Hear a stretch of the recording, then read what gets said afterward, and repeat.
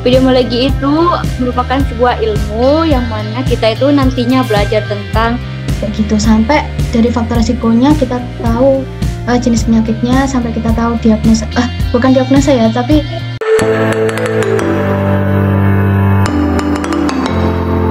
Assalamualaikum warahmatullahi wabarakatuh. Halo Sobat ISNA, kali ini kita akan belajar salah satu peminatan yang ada di kesehatan masyarakat, yaitu peminatan epidemiologi. Nah, sekarang aku sudah ditemani sama dua teman-teman dari peminatan epidemiologi, yaitu Safia dan Bila. Halo, Assalamualaikum Safia, Bila. halo, waalaikumsalam. Sapa dulu dong. Waalaikumsalam. Halo Sobat ISNA, gitu disapa guys. Halo Sobat ISNA. Halo Sobat ISNA. Udah subscribe ya guys. Sehat selalu. Channelnya bermanfaat selalu. Amin. Oke, langsung aja kita belajar dari kakak-kakak yang sudah expert ya di bidang epidemiologi ini. Kalau kita bahas tentang epidemiologi, sebenarnya epidemiologi itu ilmu yang belajar tentang apa sih? Siapa dulu nih yang menjawab? Umi Safia. Safia deh dulu. Epidemiologi itu merupakan sebuah ilmu yang mana kita itu nantinya belajar tentang penyakit, distribusinya, frekuensinya, etiologinya, pola penyebarannya, bahkan sampai intervensi atau program apa yang nantinya akan kita lakukan atau akan kita implementasikan untuk mengurangi terjadinya permasalahan tersebut. Seperti itu secara singkatnya menurut saya. Oke, jadi epidemiologi itu yang mempelajari tentang masalah kesehatan gitu ya, dan kemudian nanti membuat program intervensi yang tepat gitu. Oke, kalau Bila gimana Bil? Kalau menurutku hampir sama, tapi ya kita mulai identifikasi masalah kan dari resiko atau dari faktor risiko awalnya suatu penyakit itu dapat terjadi gitu. Misal kalau skripsiku kemarin kan bahasnya tentang TB sama kondisi fisik rumah. Nah, dicari hubungannya apakah kondisi fisik rumah itu merupakan satu faktor risiko yang benar-benar terjadi atau berhubungan dengan kejadian TB. Kayak gitu, sampai dari faktor risikonya kita tahu jenis penyakitnya, sampai kita tahu diagnosa, bukan diagnosa ya, tapi ini perjalanan penyakitnya dalam tubuh manusia, mana arah-arahnya, sehingga terjadi penyakit tersebut. Jadi dengan faktor risiko tadi bisa kita dapatkan program prevensi atau pencegahan yang sesuai dengan jenis penyakit itu. Jadi secara umum epidemiologi mempelajari tentang masalah kesehatan dan nantinya adalah membuat program intervensi gitu yang tepat untuk masalah tersebut. Nah, apa sih yang membuat Safia dan Bila tertarik untuk masuk ke epidemiologi? Apa motivasinya? Bila dulu deh. Tentang motivasi, sebenarnya aku dulu kalau kata-kating tuh EPID tuh peminatan paling sedikit ya, paling sedikit di teman-teman kita cuma 16, apalagi cewek semua. Jadi EPID menurutku ya seru-seru aja dari jenis penyakitnya, karena kan kita mesti tahu dari faktor risiko awalnya sampai perjalanannya di dalam tubuh tuh. Jadi kayak seru gitu, kita bisa tahu dari awal sampai akhir penyakit itu terjadi, termasuk di masyarakat juga gitu. Jadi menurutku ya menarik juga kalau bicara data penyakit dan beberapa penyakit dari di EPID itu gitu. Kurang lebih. Kalau Safia? Motivasi saya masuk EPID gitu. Hampir sama kayak Bila, karena pas akhir-akhir peminatan, jujur saya juga bingung mau masuk peminatan apa, tapi pas hari H-1 pengumpulan peminatan itu, saya mantap dan yakin pilih EPID karena saya ingin belajar lebih mendalam terkait dengan materi EPID yang sebagaimana kita tahu juga EPID ini merupakan ilmu dasar di Kesmas. Jadi menurut saya kalau saya sudah memahami dasarnya, ilmu-ilmu lainnya insya Allah akan lebih mudah untuk dipahami juga. Selain dengan kita bisa lebih mengetahui tentang apa itu penyakit, jenis penyakit tidak menular, EPTM-nya, cara intervensinya, dan lain sebagainya. Gitu mungkin. Oke, jadi karena epidemiologi ini adalah dasar dari ilmunya Kesmas gitu ya. Jadi belajar dulu dari akarnya supaya lebih kuat nantinya ilmunya, gitu ya. Oke, apa sih ciri khasnya peminatan epidemiologi ini dibandingkan dengan peminatan-peminatan yang lainnya? Siapa dulu? Sofia deh. Kalau di EPID sendiri itu ada satu hal yang mendasar terkait dengan teorinya, teori segitiga EPID, yang mana itu host, agen, dan environment. Menurut saya itu yang membedakan dari berbagai macam peminatan lainnya. Maksudnya itu kayak kunci dari peminatan epidemiologi untuk mengetahui suatu terjadinya penyakit. Selain itu, kalau dari peminatan lain mungkin kan kalau dibandingkan dengan PKIP atau promosi kesehatan, di EPID ini tidak terfokus pada upaya-upaya promosi, tapi juga bagaimana menyelesaikan masalah, terus membuat suatu programnya gitu. Ya, dari teori Gitu, host, aging, environment itu kan jadi bisa tahu ya apa penyebabnya, siapa yang mengalami penyakit ini gitu kan. Terus lingkungan apa yang mendukung timbulnya faktor resiko ini atau penyakit ini gitu. Jadi emang seperti investigasi ini ya, seperti penyelidikan gitu kan ya. Iya, penyelidikan faktor risiko awal yang menyebabkan penyakit. Jadi emang menyelidiki mulai dari awal sampai akhir terjadinya masalah kesehatan ini sampai nanti ada program intervensi yang tepat gitu.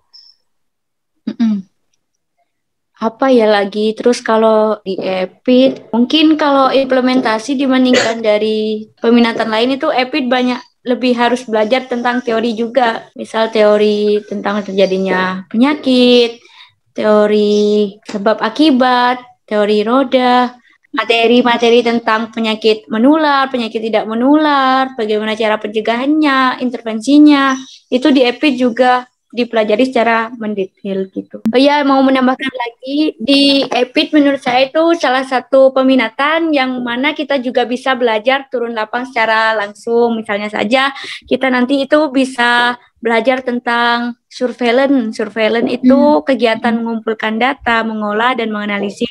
Misalnya nanti ada penyakit tuberkulosis. Nah, kita bisa belajar secara langsung, wawancara kepada penderitanya tentu dengan menggunakan prokes, kemudian kita nanti bisa menganalisisnya, lihat grafiknya seperti apa, faktor resikonya seperti apa, dan juga nantinya bisa mengusulkan suatu program. Jadi menurut saya di EPID juga seru, bisa turun lapang, bisa belajar langsung di masyarakat gitu. Oke. Kalau Bila, apa yang menjadi ciri khas dari EPID ini, Bila? Menurutku ciri khas EPID itu ya itu tadi, inti penyakit semua itu ada di EPID ya. Semua penyakit yang kita bahas tuh intinya ada di EPID. Termasuk beberapa penyakit yang jarang diketahui orang atau jarang terjadi. Misal kayak beberapa matkul yang ada di peminatan ya. Contoh epitropis kayak frambusia, kusta, malaria, kayak gitu kadang jarang jarang diketahui masyarakat, tapi memang masih banyak terjadi dan datanya tuh masih tinggi kejadiannya gitu. Mungkin masyarakat kadang kurang aware atau kurang ngeh gitu kalau ternyata ada penyakit ini gitu. Jadi di EPID ciri khasnya ya kita bahas penyakit itu lebih dalam daripada di peminatan lain. Tuh. Oke. Jadi tadi yang menjadi ciri khas dari EPID ini adalah kita belajar macam-macam penyakit gitu ya.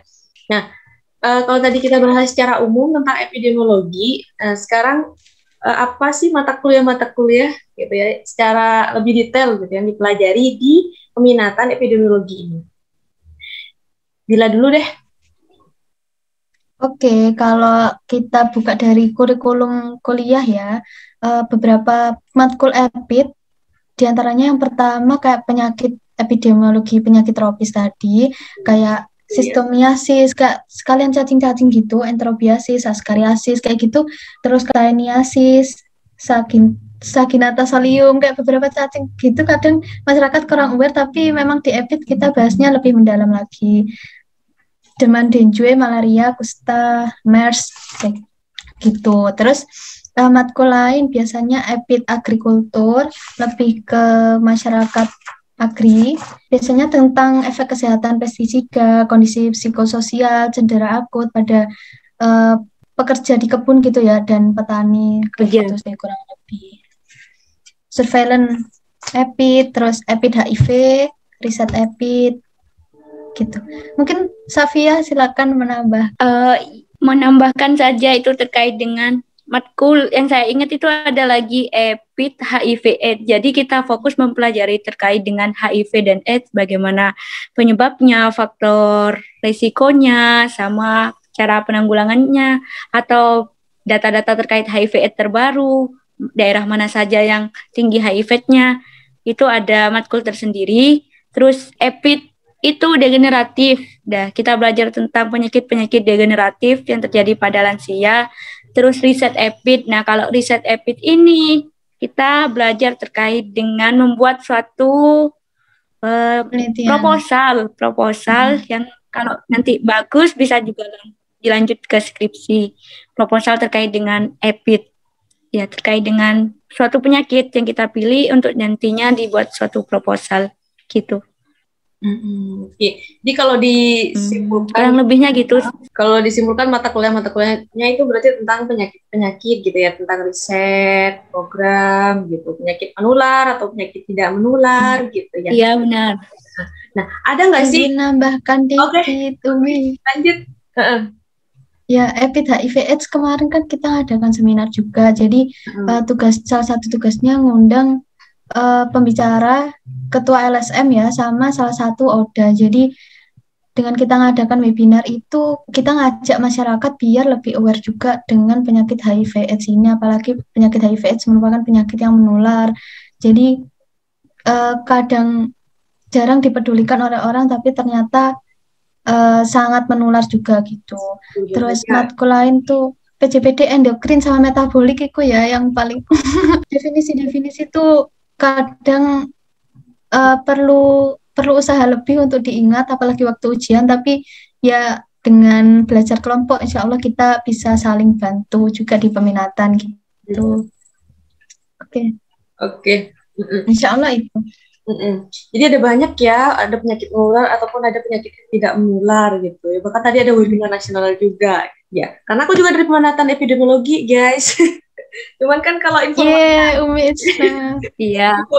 aku aja kan kurang bervariasi gitu ya informasinya.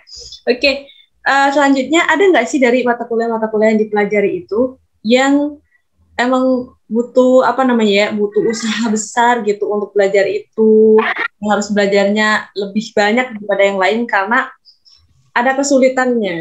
Ada nggak, Safia? Ada. Itu yang pertama mungkin riset epid. Riset epid kan itu kita bikin proposal mungkin lebih pas awal-awal itu susah, kita mikirin tema atau penyakit apa nih yang akan kita bikin atau kita bahas gitu. Terus harus konsisten juga kan, itu waktunya cuman bentar. Sedangkan yang diminta itu bab 1 sampai bab 3 dan harus selesai dalam beberapa bulan. Nah, itu mungkin butuh effort lebih untuk benar-benar fokus ngerjainnya. Terus ada lagi tugas, baru ingat ini, itu screening epid ya kemarin. Nah, itu butuh effort karena kan kita kebetulan daring ya. Jadi harus kerjasama sama teman kelompok itu harus daring. Effortnya itu kayaknya lebih besar soalnya kan via WhatsApp, via telepon. Misalnya yang ini gak on, satunya on gitu. Harus kerjasama dengan baik juga. Gitu. Itu agak susah sih. Deadline-nya juga mepet banyak tugas gitu. Itu harus bisa bagi waktu menurut saya gitu. Jadi screening gitu ya, screening riset epid itu harus butuh usaha yang besar untuk belajar itu. Kalau Bila ada nggak? Menurutku sih untuk hafalannya mungkin juga. Yang epid PJPD. PJPD endokrin metabolik itu lebih ke hafalannya sama mana Umi? PD itu penyakit jantung dan pembuluh darah. Oke, lanjut. Jadi kurang lebih matkul yang perlu effort lebih itu benar kata Safia, riset EPIT. Karena riset EPIT itu emang kita lebih ke bahas skripsi kayak metode penelitian gitu ya, mulai dari awal bab 1, terus di riset EPIT itu kita juga presentasi tiap minggu. Gantian sih. Ada Presentasi tiap minggu tentang progres mingguannya seperti apa gitu.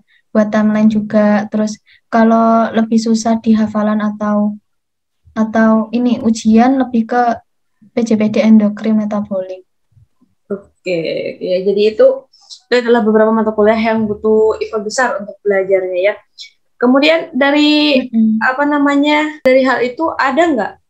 Ada pasti ya, pasti ada tips dan triknya untuk belajar lebih maksimal, baik dari belajar pengetahuan ataupun nanti skillnya gitu ya, ketika ada di peminatan epidemiologi ini.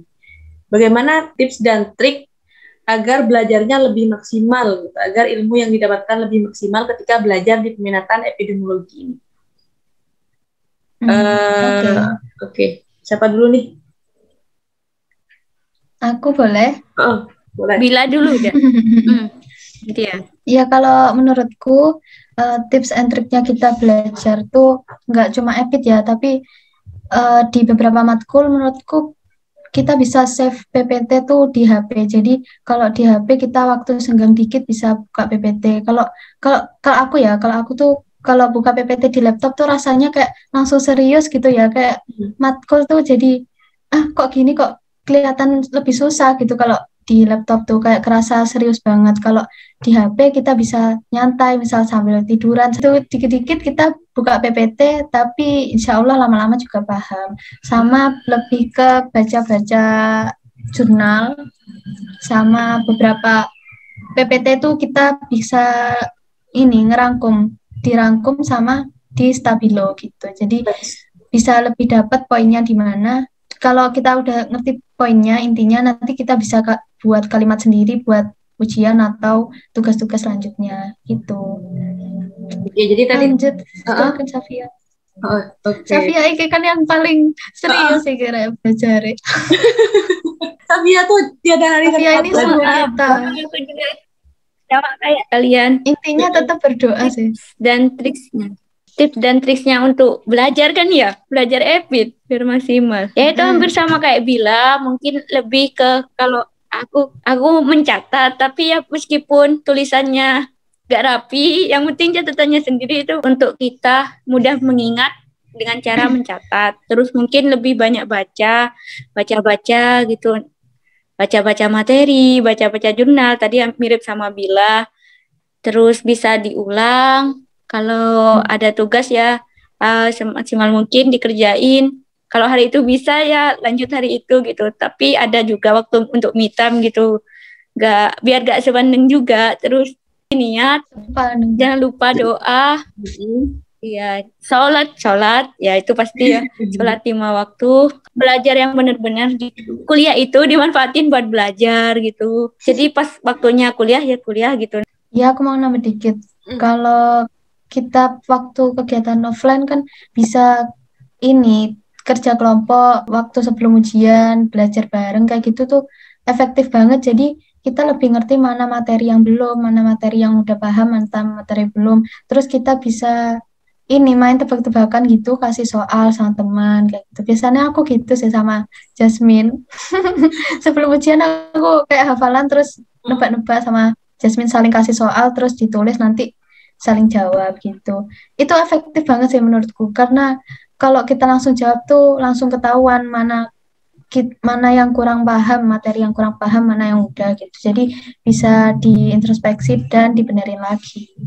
Oke, jadi tadi kalau disimpulkan tips dan triknya bagaimana cara belajar EPI ini yang maksimal adalah belajar itu diulang-ulang gitu ya, tiap hari diulang-ulang. Terus kalau belajar tuh harus benar-benar belajar gitu. Oke guys. Selanjutnya peminatan epidemiologi ini nanti prospek kerjanya di mana? Kita bisa berkontribusi di bidang apa aja? Safia dulu, iki yang masuk kerja, silakan. Ya Allah, alhamdulillah. Kalau seingat saya, kalau EPIT itu prospek kerjanya Alhamdulillah banyak. Misal kita bisa di Dinkes. Di Dinkes itu masuk ke bagian seksi pencegahan dan pengendalian penyakit menular atau penyakit tidak menular. Bisa juga di surveillance-nya. Bisa juga di KKP, Kantor Kesehatan Pelabuhan. Bisa juga di Puskesmas. Di Puskesmas itu bisa nanti kontrak ataupun bisa juga honorer dulu, ambil epidemiologi. Terus banyak sih di kayak misal ada di LSM, LSM TB, LSM penyakit-penyakit menular ataupun tidak menular, terus bisa juga di Kemenkes dan juga bisa di perusahaan jika perusahaan tersebut emang membutuhkan terkait dengan kesehatan, terlebih pada EPID untuk menganalisis masalah terjadinya penyakit gitu. Dosen juga jangan dilupa yaitu bisa kalau misal kita juga lanjut kuliah S2. Bisa riset juga ya, enumerator. Bisa asisten peneliti juga bisa. Oke. Ya, seperti itu. Ayo mungkin Bila bisa menambahkan yang aku lupa. Udah ditambahin semua sih sama Safia. Wes lengkap Rek. Lebih banyak info tuh di LinkedIn. Jadi LinkedIn tuh kita buat CV, masukin semua pengalaman, pendidikan, terus prestasi sedikit itu kita buat rangkumannya di sana. Dan kalau kita follow beberapa orang, nanti info-info tuh kita dapat sendiri gitu. Jadi misal malah kita mau follow informasi ini, misalnya public health job seeker gitu ya. Jadi nanti info itu masuk ke linknya kita, masuk ke email gitu. Jadi bisa dicoba-coba juga daftar. Beberapa yang ada tuh di WHO Indo ada, terus Clinton Health Initiative tuh ada. Kalau sekarang aku coba di 2 PT sama di ini LSM. Itu bisa juga lihat di Instagram. Kalau di Instagram itu ada locker enumerator. Di situ banyak terkait dengan asisten peneliti banyak, tapi ya lumayan jauh-jauh. Jadi ternyata banyak sekali prospek kerjanya ya. Jadi nanti EPID ini banyak sekali tempat kita untuk berkontribusi di bidang kesehatan. Nah, sebelum aku closing, karena sudah cukup banyak informasi tentang EPID yang kita pelajari hari ini, sebelum aku closing, aku mau minta dong harapan untuk kesehatan di Indonesia, khususnya dalam bidang ilmu epidemiologi ini nantinya. Mila dulu deh. Harapannya semoga masyarakat tuh bisa lebih aware lagi terhadap beberapa penyakit. Bukan aware ke penyakitnya sih, lebih ke menjaga dirinya, hygiene sanitasinya. Menjaga diri sendiri tuh nanti dampaknya pun juga banyak. Jadi bisa menjaga diri, menjaga keluarga. Dengan menjaga keluarga juga nanti berdampak ke lingkungan masyarakat. Kalau kita kelihatan bersih, kelihatan sering menjaga kesehatan, sering kasih edukasi juga ke masyarakat, edukasi kecil-kecilan, nanti insya Allah masyarakat juga bisa lebih aware terhadap beberapa faktor resiko yang bisa terjadinya penyakit tersebut gitu. Misalkan faktor resiko terjadinya penyakit kan banyak ya. Misalkan yang paling parah tuh merokok, hipertensi, kondisi fisik rumah, kayak gitu kurang lebih. Jadi harapannya semoga masyarakat tuh bisa lebih aware untuk jaga diri, jaga makanan, jaga olahraga, kesehatan fisik dan mentalnya juga, apalagi lagi pandemi gitu. Insya Allah kurang lebih itu. Luar biasa harapannya ya. Oke, kalau Sofia gimana Saf? Harapannya? Harapan kedepannya untuk kesehatan di Indonesia, menurut saya semoga setiap dari diri kita itu bisa sadar dan bisa mengubah perilaku, bahwasanya itu menjaga kesehatan itu adalah suatu hal yang sangat penting untuk kita benar-benar jaga, karena saat juga itu kan merupakan salah satu anugerah karunia Tuhan. Jadi kita harus juga memaksimalkan bagaimana cara kita untuk menjaganya, mulai dari diri kita sendiri, kemudian dari memberi contoh pada lingkungan, atau apalagi bisa mengedukasi orang lain. Tapi emang benar sih mengubah perilaku itu susah, tapi kita harus tetap semangat, tetap berusaha bagaimana kita bisa bermanfaat untuk lingkungan sekitar kita, gitu menurut saya. Ya, jadi semoga semua orang bisa sadar bahwasannya kesehatan itu merupakan suatu hal yang penting, gitu, yang harus dijaga. Dan semoga kan harapan ke Indonesia ya kan pandemi ini segera berakhir, gitu. Oke, segera berakhir, tetap mematuhi prokes, ikut vaksin dan lain sebagainya gitu. Mantap. Oke, luar biasa sekali ya harapan-harapannya pemuda-pemuda penerus bangsa ini untuk Indonesia. Semoga bisa terwujud. Terlalu berat. Dan Amin. harapan-harapan tadi sekaligus menjadi akhir diskusi kita tentang peminatan epidemiologi. Semoga next kita bisa collab gitu ya tentang hal-hal lain gitu. Oke, terima kasih Safia, terima kasih Bila. Sebelum kita akhiri, disapa dulu dong Sobat Isna. Terima kasih juga. Halo Sobat Isna. Halo, Assalamualaikum Sobat Isna. Ya, semoga bermanfaat. Terima kasih. Sehat selalu. Amin. Assalamualaikum warahmatullahi wabarakatuh. Waalaikumsalam warahmatullahi wabarakatuh. Waalaikumsalam warahmatullahi wabarakatuh.